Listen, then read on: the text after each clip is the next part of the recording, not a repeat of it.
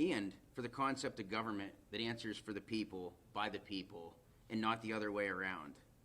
This has been difficult and at times hard fought. We had two candidates with very different ideas and very different visions of Erie County. So at this moment, I want to reinstate mine. Let's start at the goal. In 4 years, I want to see an Erie County which grows, a place in which our children and grandchildren can find good paying jobs and a place to raise a family.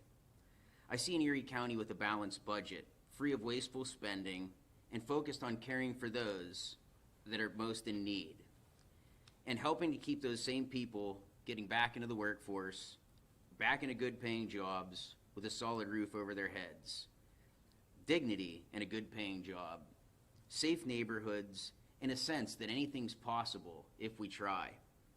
To accomplish this, we must all work together. This means business, organized labor, the private sector, our foundations of the civic sector, and especially our elected officials from both sides. With that in mind, I'm in the process of forming my transition team as we prepare for the Davis administration.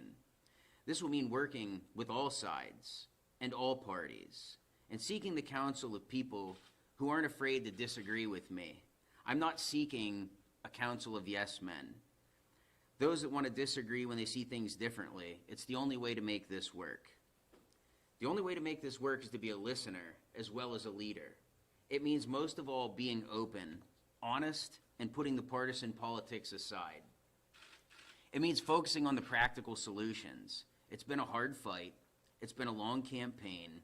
It takes time to take that first step away from party politics towards a future for everyone in Erie County. I am humbled by the trust placed in me, and I'm honored to be given this opportunity to serve as your next Erie County Executive and to help renew Erie County. Thank you. At this time, I'll take your questions.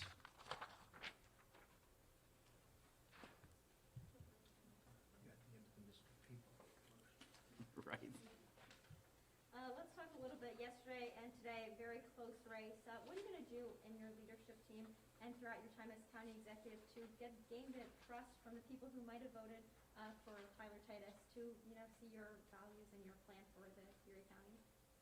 Well, I think the first step is the makeup of my transition team, I think, is going to be very different from what many might expect on who they think I am is a leader.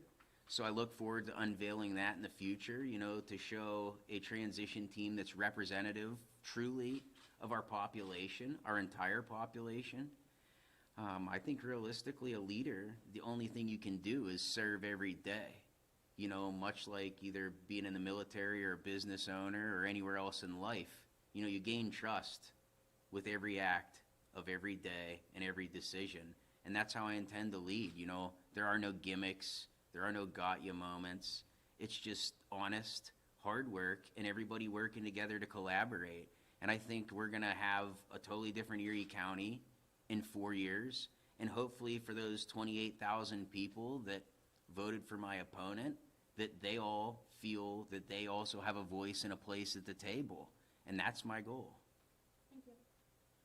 What do you think your win means to the future of the GOP here in Erie County? So I think it's indicative of momentum that we see. I mean, it's no secret that you see historic pendulum swings back from a party that loses the White House. So I think there's a little bit of historic value there, but I think it's also a testament to not so much party politics, but I think a testament to a new generation that's willing to set politics aside and look at things more community-based and apolitically based to drive an administration that's really more of a populist administration as opposed to a party administration. And that's my goal, putting people before party and just putting in the honest hard work and getting it done.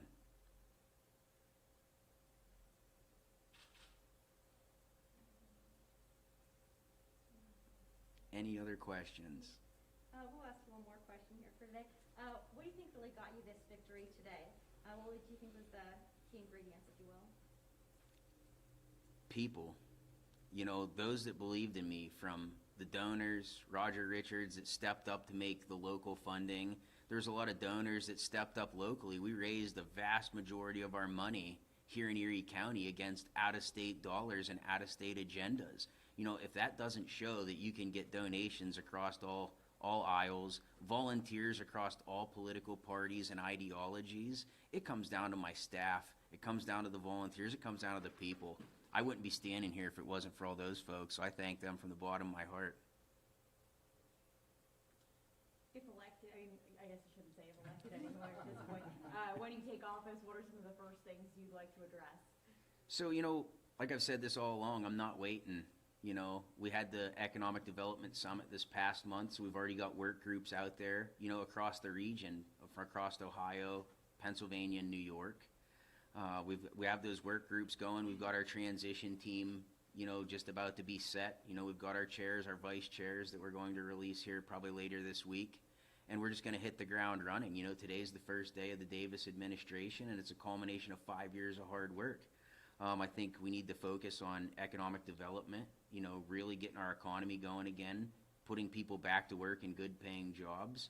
But we also need to make sure that our kids stay in school safely and our businesses are open, our economy is open, and we need to make sure that we're following through on the data with the vaccinations and really just keeping the fight on the COVID-19 pandemic to turn that tide as well. I mean, it needs to be a multi-pronged approach. You know, now it's time to set the politics aside and focus on governance.